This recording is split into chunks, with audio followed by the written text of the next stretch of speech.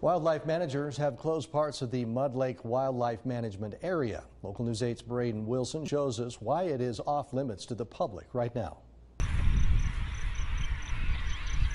For another couple weeks, the western section of Mud Lake, which is just off to my right from where I'm standing here at the public boat ramp, is going to continue to remain closed as waterfowl continue to come to the area, nest, and raise their young.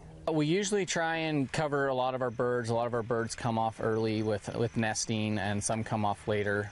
We usually that's kind of why it's a longer range. We try and allow that range, and then we try and provide enough recreation with recreation management and wildlife management kind of tying in hand.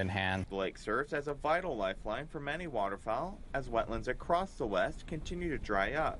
It's very important that we manage for, a hyper-productive wetland area and keep disturbances to a minimum while trying to manage that with recreational values. Hanning says the drought isn't a big concern here as the lake is filled by saltwater, making Mud Lake even more important. We do get runoff from Camas Creek every year that feeds some of Mud Lake, so the drought isn't as important out here, affects us as much out here as it does other areas.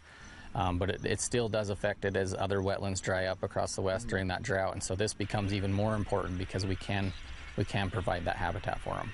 Idaho Fish and Game has been using a management plan since 2014 to protect the waterfowl. They're looking at renewing the plan at the end of the year.